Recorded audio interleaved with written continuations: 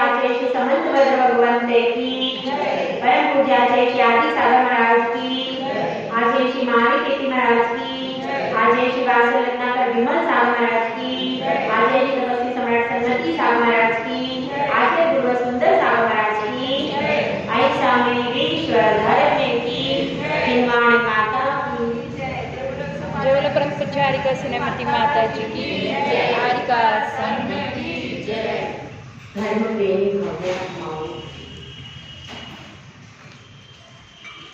आज हम सब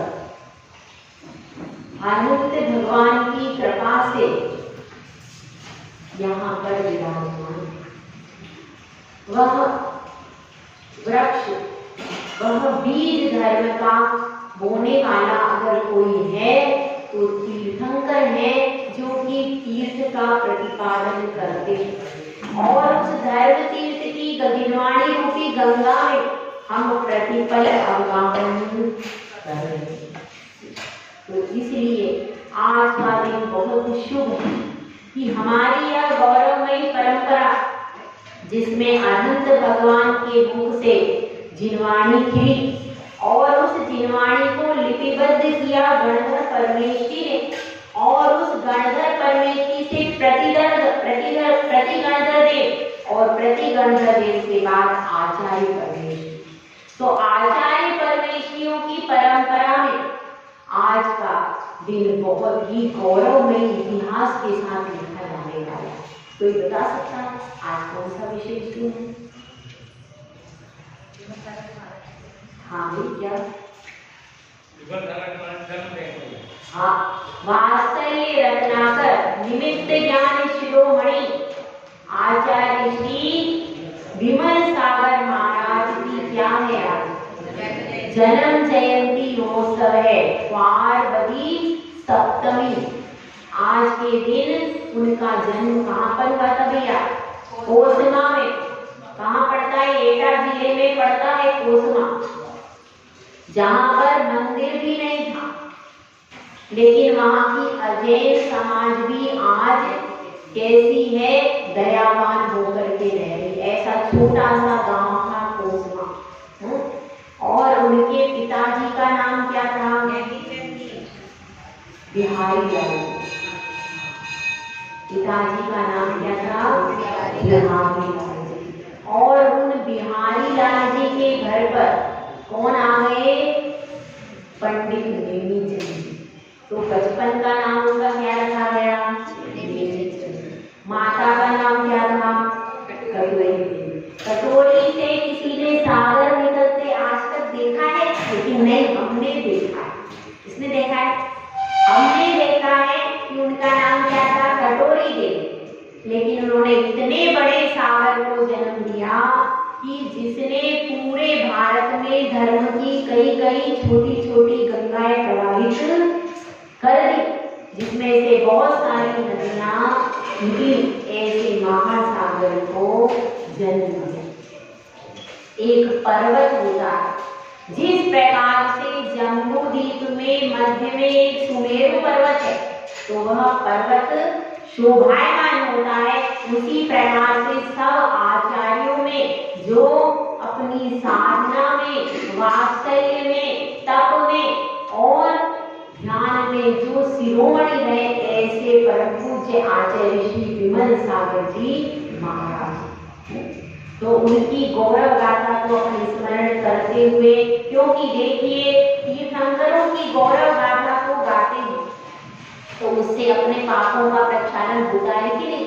भक्तामर में आया है, आपका स्तोत्र तो दूर रहे, स्तोत्र आपका, आपका नाम भी कोई जप ले तो उसका कल्याण हो जाता है। तो अगर हम इन आचार्य परमेष्ठी का नाम भी अपने मुख से लेते हैं तो वो नाम भी विमल है। विमल का अर्थ क्या होता है? जो कर्म मनों को दूर करने वाला है, ऐसा शब्द है विमल।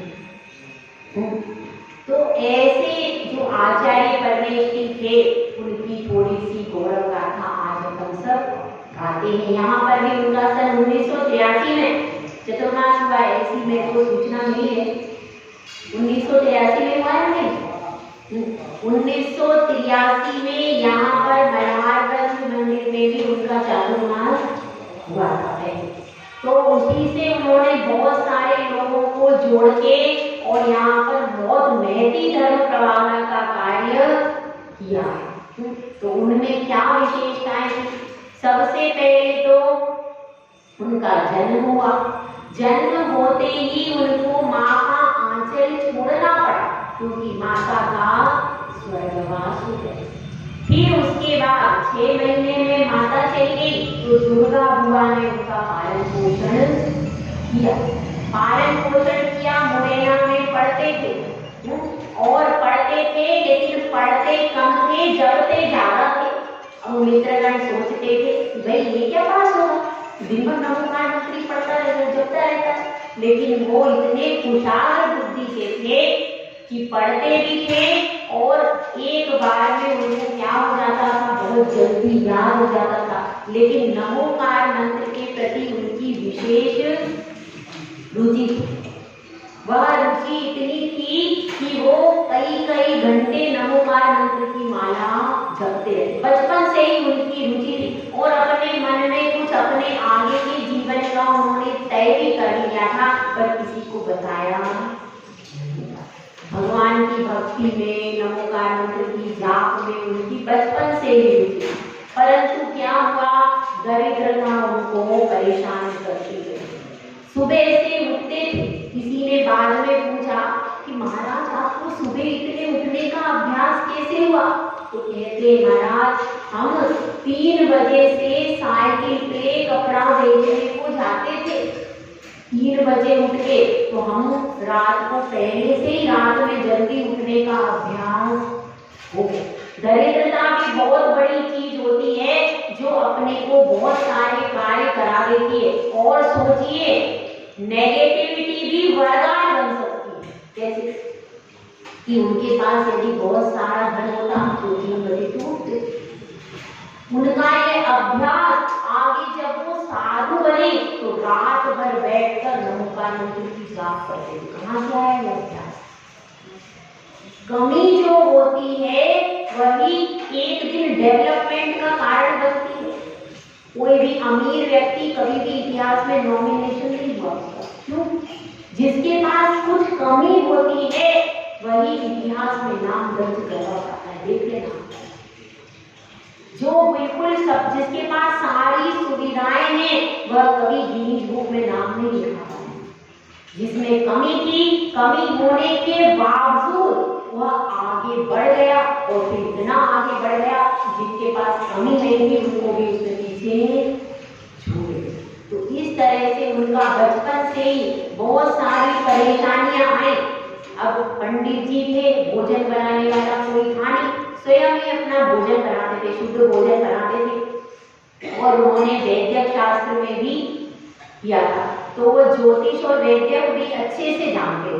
तो जब वैद्य का काम करते थे तो अपने गांव में रहते थे कोसमा में, तो कोई लोग आकर के उनसे दवाइयां आदि ले जाते थे। अब एक दिन क्या हुआ, पंडित जी बहुत देर से पूजा करके आए।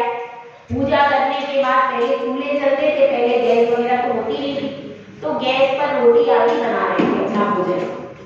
उसी समय में एक बुढ़िया आ गई। अब वो बुढ़िया कहती है पंडित जी दवाई दे दो। तो पंडित जी कहते भैया मैं भोजन बना रहा हूँ, अभी सोले में हूँ, मैं कहाँ इधर उधर दवाई निकालूंगा, दूंगा, बनाऊंगा, इतना टाइम कहाँ है। और फिर चूल्हे की भी एकदम से आँच ठंडी पड़ जाती, फिर भोजन नहीं बनेगा। तो उन्होंने कहा शाम को आना। अरे पंडित जी मैं अभी दे दो, मेरा बेटा बहुत बीमार है, अभी दे दो। बुढ़िया और बूढ़े लोगों की आदत होती है पीछे पड़ जाना। सही है कि गलत है? एक बार के पीछे पड़ जाते, अब वो भी पीछे पड़ गई, मान गई। अब उनको लगा क्या करूं हमने, तो उनको थोड़ा सा झुंझलाहट भी आ गई। उन्होंने क्या किया, राख ली और पुड़िया में बांधी। नमोकार मंत्र पढ़ा, राख दे बुढ़िया में बांधी, बुढ़िया को पकड़ा ले जाओ। बुढ़िया बड़ी श्रद्धावान की, पंडित जी ने अगर दवाई दी तो अच्छा हो ही जाएगा, क्योंकि उसी गांव में रहते थे और प्रारंभ से ही जिसको दवा देते थे वो पूर्ण स्वस्थ, तो उसको पहले से विश्वास था। तो उसने लेकर के बुढ़िया में दवाई दी करके ले जा करके बच्चे को खिलाती। अब क्या हुआ, अब वो तो चली गई, शाम को फिर से आ गई। शाम को फिर से आके कहती है, पंडित जी वो दवाई बहुत अच्छी थी, दोबारा दे दो, मेरा बेटा बहुत ठीक हो गया। तो इसमें क्या है, मतलब उनकी नमोकार मंत्र का इतना जाप करते थे कि उसकी सिद्धि हो गई। अगर आप लगातार किसी चीज का जाप करते हो एकाग्रता से, तो उनको नमोकार मंत्र की सिद्धि थी, तो वो नमोकार मंत्र पत्थर पर भी पढ़ देते थे तो वह अतिशय हो जाता। तो इस तरह से उन्होंने राख पर भी पढ़ देते थे तो उसमें अतिशय हो जाता। तो अपन एकाग्रता पूर्वक पढ़ते नहीं, सारे अतिशय इसमें है नमोकार। और सम्मेद शिखर में वे रात भर जाग करके नमोकार मंत्र की माला करते थे। तो ऐसे जाप, इतना वो जाप करते थे, रात भर तक वो क्या करते थे, जाप पे करते। इतनी उनकी कठिन साधना थी, दिन भर भले लौकिक चीजों को, क्योंकि वो लोगों को भी बहुत उन्होंने औषधि भी देते थे, धर्म पर भी लगाते थे, धर्म बहुत सारा लौकिक उपकार भी उन्होंने, श्रावक बनाने का उपकार बहुत किया है उन्होंने। तो वो करने के बाद जब उनको समय क्या मिलता था, रात में बैठ करके वो जाप पे करते, रात भर जाप पे करते थे बैठकर। तो यह साधना कैसे डेवलप हुई कि उनका पहले से बचपन से अभ्यासी जीव था वो, ऐसा नहीं था कभी भी रंग से मात्र भी प्रपंच में नहीं फंसे। हो पढ़ने के लिए गए तो मुरैना विद्यालय में चले गए, वहां पढ़ लिया, वहां से उन्होंने शास्त्री करके आए। तो जीवन भर उन्होंने शिक्षा को और सेवा को समर्पित कर दिया, ऐसे आचार्य थे। कभी भी वो लौकिक प्रयोजनों में बिल्कुल भी फंसे नहीं, निर्लिप्त रहे, और ऐसी निर्लिप्तता से उन्होंने अपना पूरा जीवन जिया, बहुत आदर्श जीवन। उनको क्या कहते थे, उनकी दूसरी विशेषता निमित्त ज्ञान शुरू। और एक घटना आपको पता नहीं होगी, वो बता देती हूँ। आचार्य सुधर्म सागर महाराज, उनके पास में पंडित नेमीचंद जी गए, और वो सुधर्म सागर महाराज जी कहाँ के रहने वाले थे, मुरैना के थे। वहां पर गए तो वो सुधर्म सागर महाराज जी एक श्लोक लिखते थे, रात में बैठ करके कुल 100 श्लोक दिन भर में पूरे करते थे। उन्होंने एक पुस्तक लिख रहे थे, तो उसमें क्या होता था, उनके मुख से कफ भर निकलता, तो कफ का पात्र भर जाता था। अब वो कफ का पात्र भर उठाने को रखने को उठे तो उनका श्लोक जो उन्होंने तैयार किया है वो डिस्टर्ब हो जाएगा, क्योंकि वो भूल जाते। तो इसलिए वह जो पात्र रखा रहता था, तो पात्र एक दिन भर गया। तो पंडित नेमीचंद जी ने अपना हाथ आगे कर दिया, ये होती है सेवा। तो कई दिन तक वो उनके पास में रहे, रात भर जागरण करते थे, वो रात भर लिखते थे। इनको क्या काम था, आपके जैसे हो तो बचाए, हे माता दी हमने ये रात भर जगी नहीं किया, लेकिन उनकी सेवा वैयावृत्ति की, हम हमारे गुरु जग रहे हैं तो हम रात भर जागरण उनके साथ करते थे, उन्हें जरा सी भी तकलीफ होने नहीं देते थे, उनकी वैयावृत्ति सेवा करते। तो इस सेवा से प्रसन्न होकर आचार्य सुधर्म सागर जी के पास में निमित्त ज्ञान था, उन्होंने अपना पूरा निमित्त ज्ञान पंडित नेमीचंद जी को दिया। आप तो सोचते हो हींग लगे ना पिटकरी और रंग चोखो, सेवा करने वाले कोई मेवा मिलती है। तो उनकी सेवा भक्ति से प्रसन्न होकर के फिर उन्होंने अपना निमित्त ज्ञान दिया, और उस निमित्त ज्ञान को फिर पाकर के उन्होंने अपनी साधना से और ज्यादा निखार, तो वह निखार, जैसे निखार होने के बाद और ज्यादा फिर उन्होंने दीक्षा ली, तो वो जो निमित्त ज्ञान था और ज्यादा निखर गया। मतलब प्रदान तो किया, लेकिन प्रदान करने के बाद भी योग्य पात्र में यदि चीज रहती है तो वह चीज और ज्यादा वृद्धिंगत होती।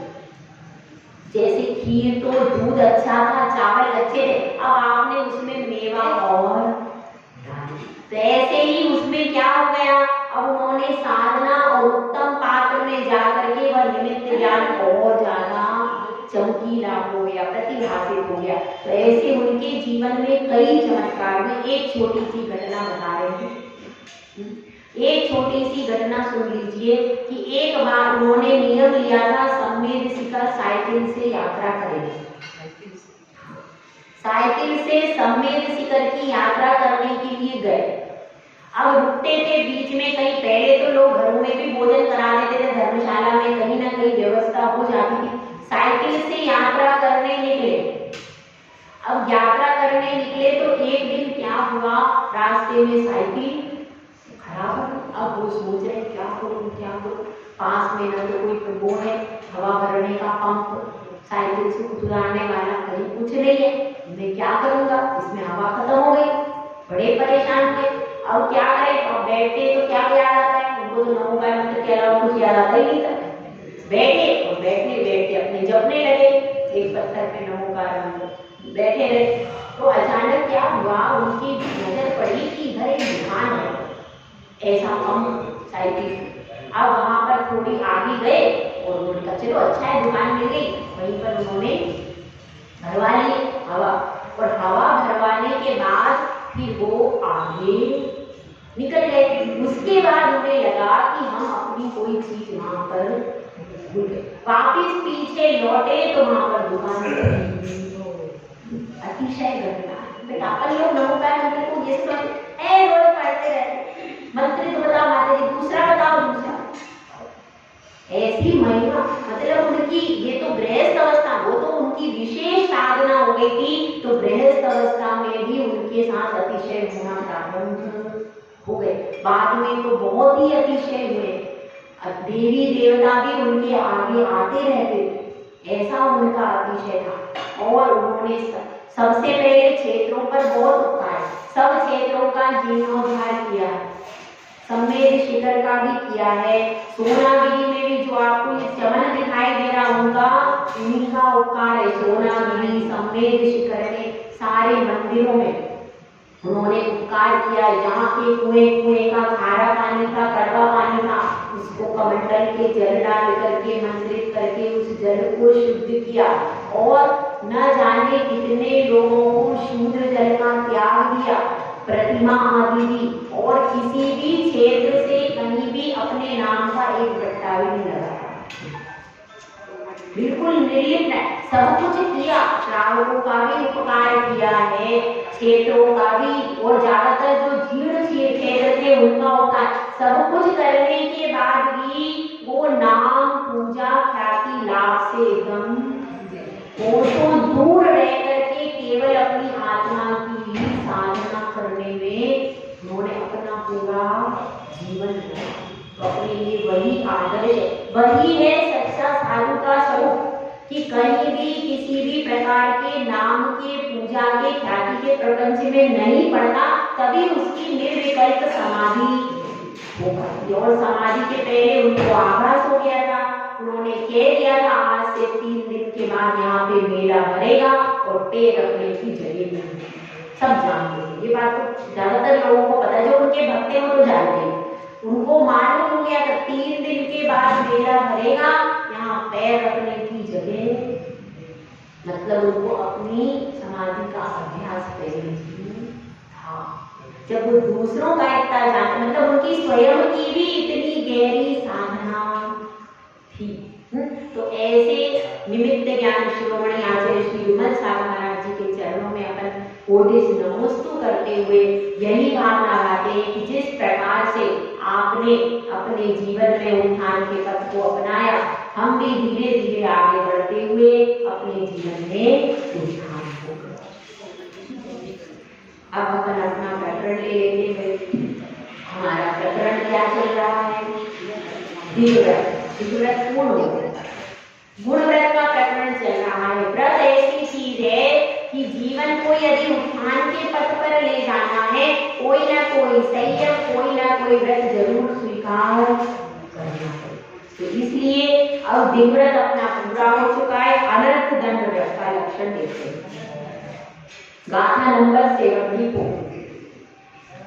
अभ्यंतरं दिग्वधे अभ्यंतरं दिग्वधे पार्थिकेभ्यः सपाकयो योगेभ्यः आर्तिकेभ्यः सपापयोगेभ्यः वीरमणमनसदण्ड व्रत विदुर्व्रत धराग्रण्यः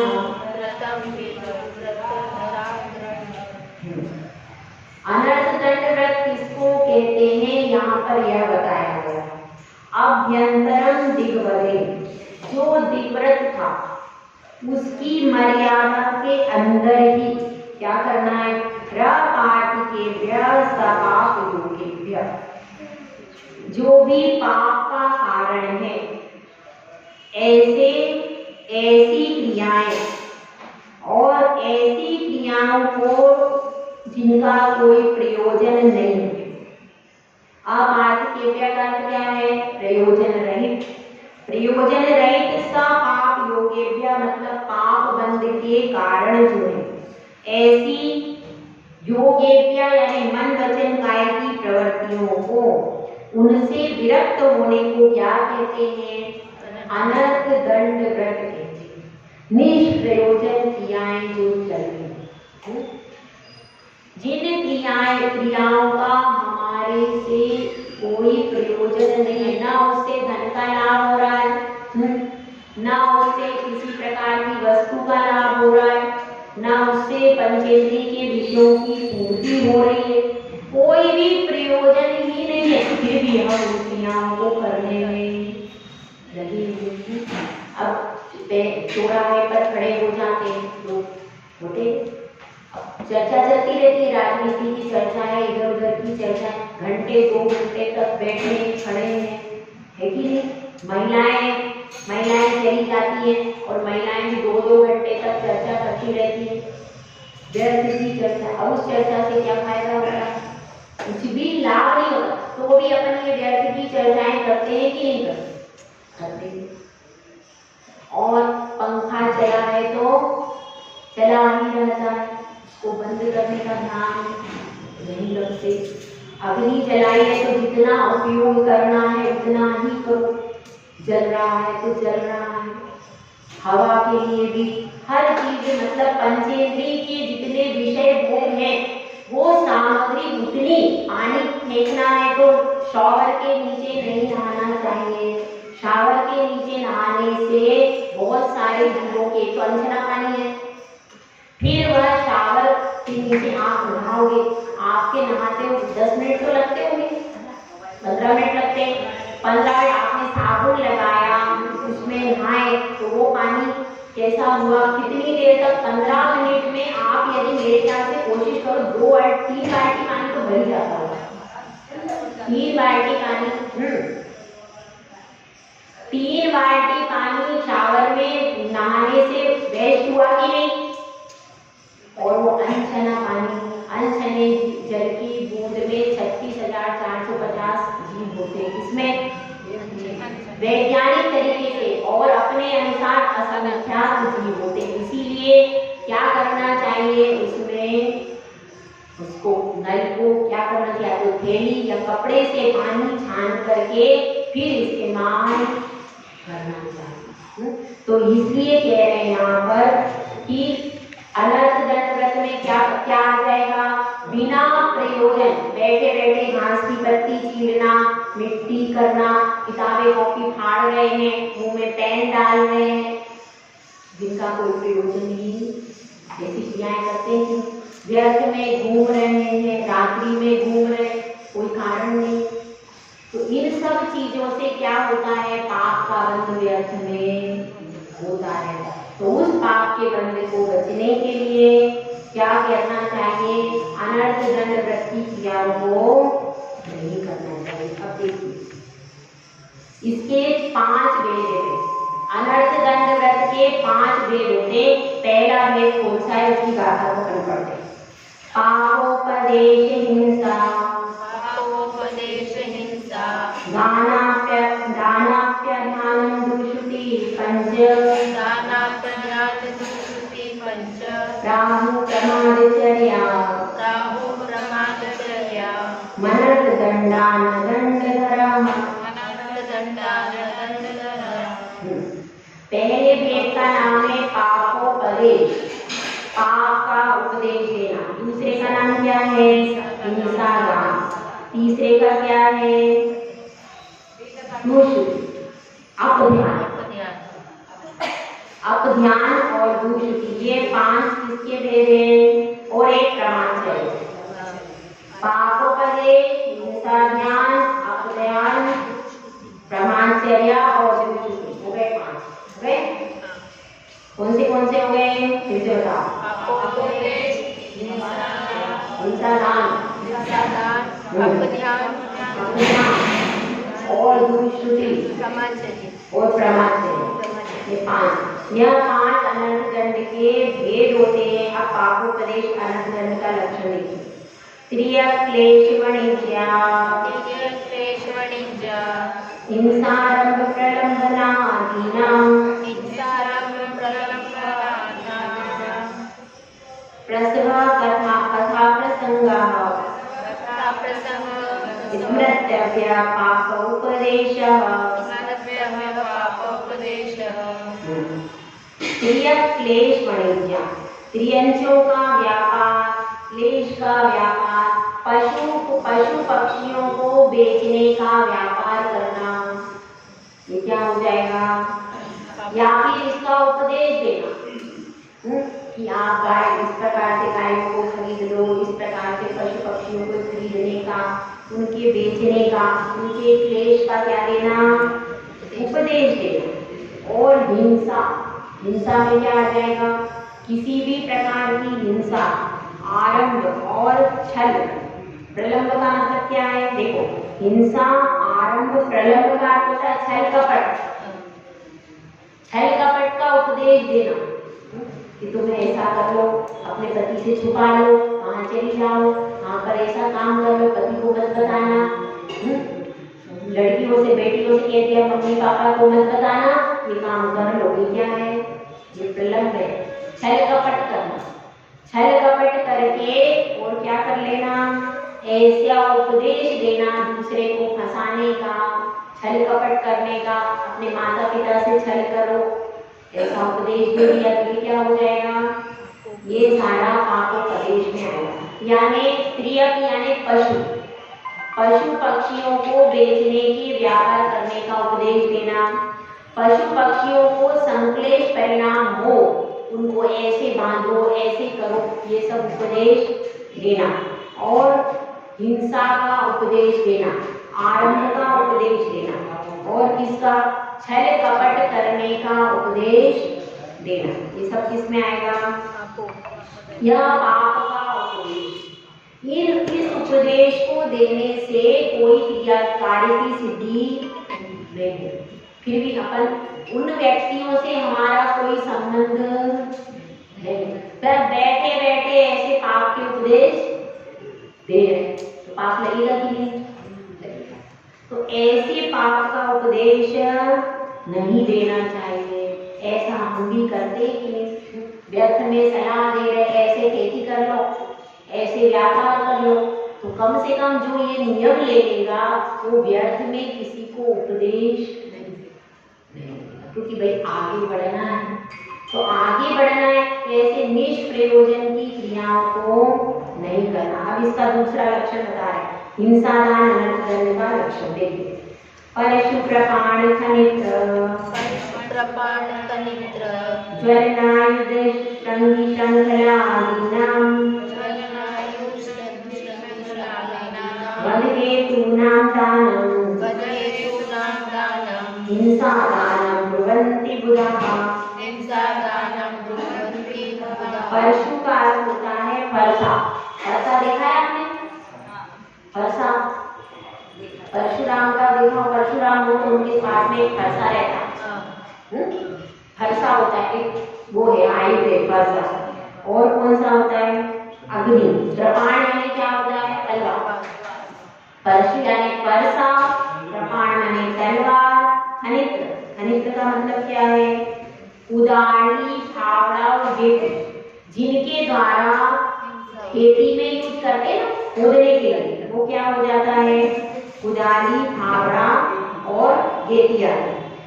इसके बाद क्या? ज्वलनायुध, जिनके द्वारा अग्नि प्रज्वलित होती है ऐसे हथियार। क्या क्या होता है? माचिस, लाइटर और छुरी, कटार। छुरी, कटार आदि भी क्या है? तलवार तो आजकल कोई नहीं रखता, छुरी कटार रखते हैं लोग छोटी छोटी। तो वो छुरी और कटार जो है ये सब क्या है? ये सब हथियार, आदि हथियार और श्रृंगी यानी सींग और विष।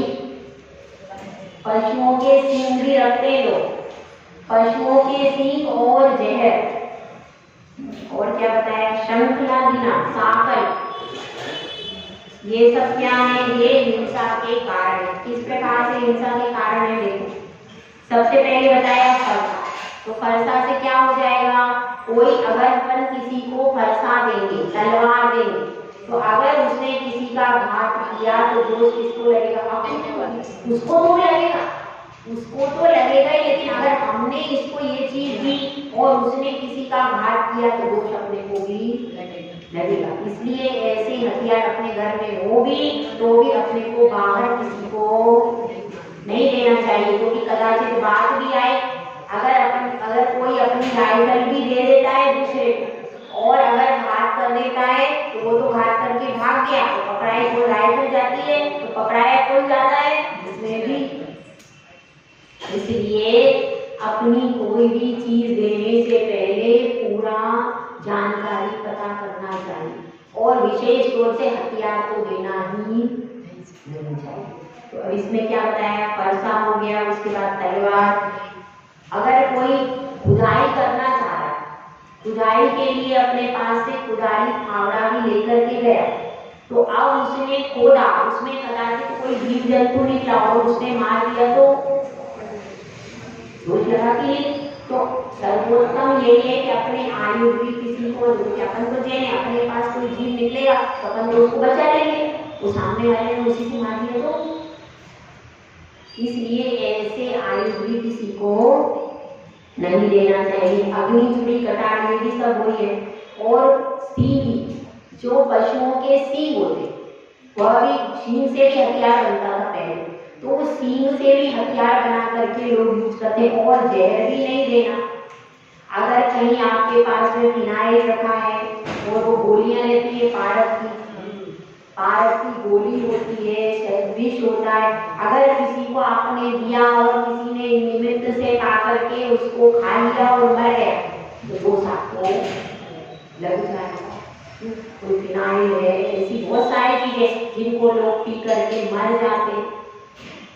तो ऐसी जो चीजें हैं जिससे प्राणों का हरण हो सकता है, ऐसा चीज जब नियम लेता है तो ना तो अपनी दुकान में वो बेचता है और ना किसी को देता। और आप लौकिक व्यवहार में भी देख लो, आपके नाम पे कोई चीज है और आपने दूसरे को दूसरा किसी कारण से पुलिस में पकड़ा है, तो चीज किसकी थी? आपके नाम की थी, तो कौन किसका नाम लगेगा? कौन पकड़ाया जाएगा? वो बच जाएगा। तो इसलिए अपने को ध्यान रखना चाहिए, कोई भी चीज हो तो आसानी से नहीं देना चाहिए। ईमेल आईडी भी लोग दे देते हैं। अब किसी को आपने दे दी, अब वो पुलिस में पकड़ा गया, अब किसकी होगी? किसको पकड़ा जाएगा? जिसकी ईमेल आईडी। इसीलिए अभी अपनी जो है पर्सनल चीजें हैं बिना जांचे परखे किसी को भी मत दो। केवल अपने परिवार में उसको यूज करो, बाहर के दोस्तों में कभी भी मत दो। कभी वो फंस गया तुमको भी जेल में जाना। ठीक है, अब इसमें यही बता रहे हैं कि इसको क्या कहते हैं? हिंसा।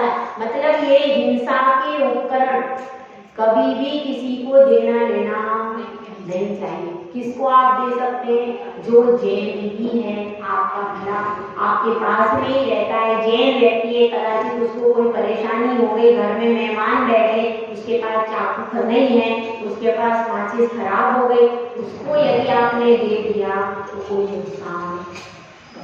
लेकिन अपने को पता है यह मांसाहारी व्यक्ति है, उसको कुछ भी नहीं देना। भले आप झूठ भी बोल रहे हो, कि हमारे पास नहीं है, मगर वो सच है। क्यों?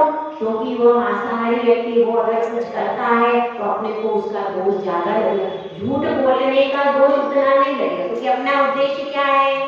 जीवों की हिंसा नहीं है, ये उद्देश्य। और अगर अपन एक प्राणी की रक्षा के लिए अगर ये बोल देते तो वो सत्य की श्रेणी में आता है। अपन ने पढ़ा था ना हिंसा निवारण में, अगर हमारे निमित्त से किसी जीव की हिंसा बच जाती है तो वो क्या है? वो सत्य की श्रेणी में आता है, वो झूठ की श्रेणी में नहीं आता। तो इसलिए इसमें अपने को ध्यान रखना चाहिए कि ऐसा कोई हिंसा का उपकरण ना दे। अब एक और इसका पढ़ लेते। अपध्यान अनर्थ दंड का लक्षण बंधवदच्छेदादे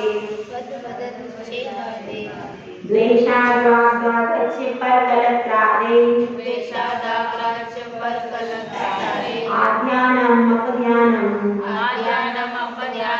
शासति जिनशासने विशदः। अब इसमें बता रहे हैं अपध्यान का लक्षण क्या होता है।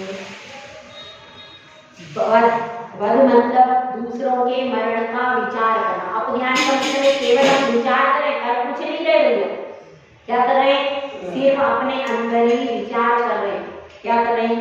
ये मर जाए, इसका बुरा हो जाए, इसका खराब हो जाए, इसकी गाड़ी बिक जाए, इसका मकान बिक जाए, इसके जेवर चोरी चले जाए, इसका बेटा व्यसनों में लग जाए, इसकी बेटी भाग जाए। क्या हो रहा है? कुछ हो नहीं रहा है, हो जाना हो तो उसके पाप पुण्य पे अपने सोचने से हो जाता है क्या? नहीं होता, अपने सोचने से नहीं हुआ, मगर विचार क्या कर रहा है? दूसरों का बुरा हो जाए, दूसरों का मरण हो जाए, तो ऐसा अपन विचार करते हैं। दूसरों के वध का विचार, दूसरों के बंधन का विचार, इसको पुलिस पकड़ के ले जाए, इसको ऐसे में फंसा दो, उसका पुलिस पकड़ करके ले जाए। और छेदन वेदन हो जाए, इसके शरीर, इसका ऑपरेशन हो जाए, इसके शरीर में बड़ी बीमारी हो जाए। और द्वेधा रागच्छ, और क्या करना चाहिए? राग के कारण पर कलत्रादे, पर स्त्री आदि का चिंतन करना। हमने नियम तो ले लिया, क्या नियम ले लिया है? क्या नियम ले लिया है? नियम अपन ने क्या ले लिया है? हमारा स्वभाव संतोष व्रत है। अपने पति के अलावा, अपनी पत्नी के अलावा कभी भी बाहर दृष्टि, नियम तो ले लिया, मगर अंदर अंदर चिंतन चल रहा है दूसरी स्त्री का, कर कुछ नहीं रहे, अंदर अंदर चिंतन में दूसरी स्त्री का। तो चिंतन जो चल रहा है वो क्या? अपध्यान है। अपध्यान तो होते ही आप लोगों का थोड़ा बहुत चाहिए, खोटा चिंतन करना, दूसरे की बुराई चुराई करना, निंदा करना, ये सब चिंतन तो चलता है। कर कुछ नहीं रहे, मुंह से कुछ नहीं बोल रहा हो, अंदर अंदर उसका चलता है, इसका बुरा हो जाए, इसका खोटा हो जाए, इसकी बिल्डिंग इतनी बड़ी बन गई, मेरा कुछ नहीं बना, इसकी साड़ी इतनी अच्छी है, मेरी अच्छी नहीं है। इसका दिन भर क्या चल रहा है? खोटा ध्यान चल रहा। तो इसमें जो प्रतिशावक होगा वैसा खोटा ध्यान नहीं करेगा। खोटे ध्यान से बचो, धर्म ध्यान करो। खोटे ध्यान में यदि आपका खोटी गति का बंद हो जाएगा तो फिर भटकते रहो। इसीलिए 24 घंटे अपने को धर्म ध्यान करने का प्रयास करना चाहिए। खोटे ध्यान में यदि आपका आयु का बंद हो गया, कहाँ जाओगे? जैसा ध्यान चल रहा होगा नगर गति गति में जाओगे। इसीलिए खोटा ध्यान नहीं करना, निष्प्रयोजन है। अपने करने, अपने सोचने से, चिंतन करने से उसका बुरा नहीं होगा, समझ लेना। होता है क्या ऐसा? उसका बुरा कब होगा? जब उसका पाप कर्म का होगा। कदाचित उसका आ जाए, कदाचित उसके बेटे को पुलिस पकड़ के ले गई, उसके पति का एक्सीडेंट हो गया, इतने खुश, अब मेरे को शांति मिली। ये सब, ये भी अपध्यान है। दूसरे उसके पति मर गया और आप खुशी मना रहे हो, सब अपध्यान। उसका एक बुरा हो गया, उसके मकान में आग लग गई, उसकी बेटी, हम खुशी मना रहे, ये भी अपध्यान। ये मत सोचना कि हम खुशी मना रहे तो वो भी अपध्यान है, कि दूसरे का बुरा हो जाए, यह भी अपध्यान है। इस ज्ञान के माध्यम से आपने बहुत सारे कर्मों का बंध व्यर्थ में कर दिया। करा कि नहीं? ऐसा खोटा चिंतन नहीं करना, शत्रु के विषय में, मित्र के विषय में, दूसरों को फंसाने की भावना करना। अब तुमने बहुत प्रयास किया, वो फंसे नहीं और वो आगे बढ़ता जा रहा है, तुम पीछे बढ़ रहे हो। अपने चिंतन को, अपनी पॉजिटिविटी बढ़ाना है तो सबसे पहले सिद्धांत है थिंक पॉजिटिव। सबसे पहले पॉजिटिव सोचो, सबके लिए, सबका कल्याण हो। भैया तुम भी आगे बढ़ो, हम भी आगे बढ़ो। दूसरों का थिंक पॉजिटिव। हाँ, दूसरों का देख के अगर अपने को दुख होता है कि इसका खराब हो जाए, मुझे अब क्या नहीं क्या वो नहीं है, वो तो अपन दूसरों के दुख में सहानुभूति करते हैं।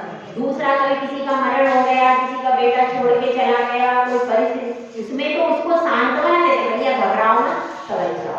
वो नहीं आता, वो तो धर्म ध्यान, उसको आपके धर्म में इसके तो भैया कोई बात नहीं, धर्म करा करो, आओ मंदिर में आया करो, थोड़ी मन को शांति मिले, ऐसा समझो, वो धर्म ध्यान। लेकिन अपन उसका खोटा चिंतन में अपन खुश हो, अच्छा हुआ इसका बेटा ऐसा हो गया, इसकी पत्नी ये चली गई, अच्छा हो, ये अगर ये चिंतन है तो ये क्या है? समझ में? तो इस तरह से अपन बहुत सारा अपध्यान करते रहते हैं, जिसका कि रिजल्ट मैं बता रही थी थिंक पॉजिटिव। सबसे पहला कदम क्या है? सबके लिए पॉजिटिव सोचो, अपने लिए भी पॉजिटिव, सबके लिए भी पॉजिटिव। जो हमारा सुबह से अपन जो शांति धारा करते हैं, पॉजिटिव थिंकिंग का सबसे बड़ा है, उसमें सारा बताते हैं। जितनी भी नेगेटिविटी है उसको पॉजिटिविटी करने का सबसे बड़ा साधन है शांति धारा।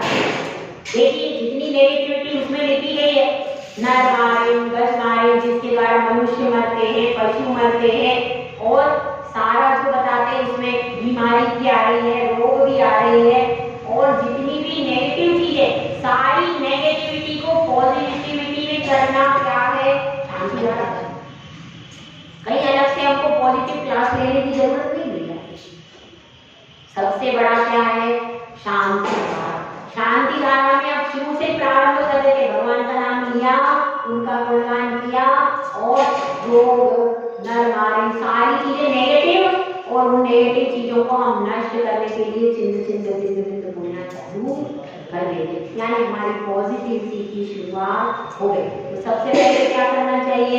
Think positive. पॉजिटिव सबके, भैया हमारा भी हो कल्याण, सबका कल्याण, सबका अच्छा। ये क्या हो गया? Think positive. और फिर डू पॉजिटिव।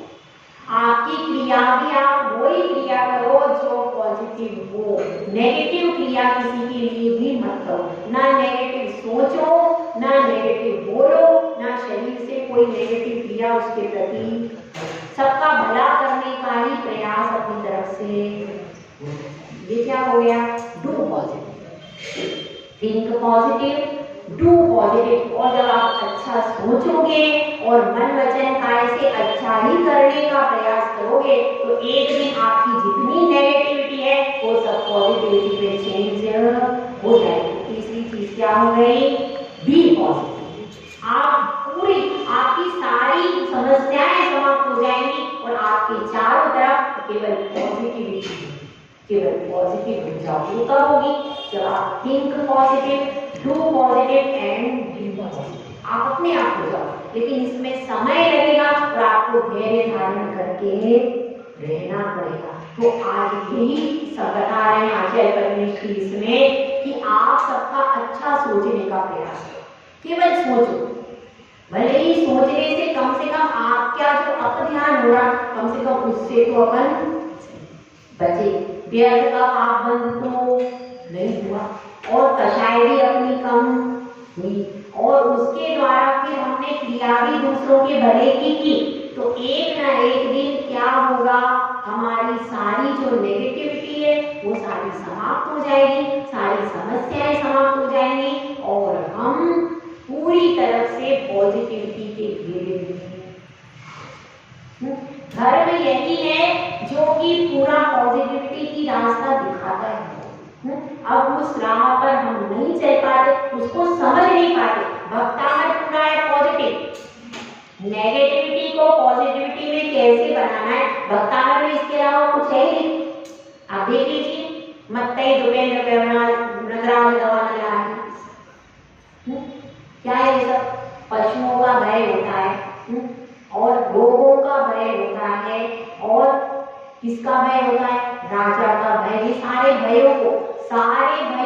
भयम भी भय ही, जिसका भय ही भयाकुलित हो उनसे भग जाता है। हे स्वामी, इसमें आया भक्तामृत, इतना पॉजिटिव हो जाता है वो इंसान जो आपके चरण कमल का आश्रय लेता है कि भय भी उससे भयाकुलित होकर के भग जाता।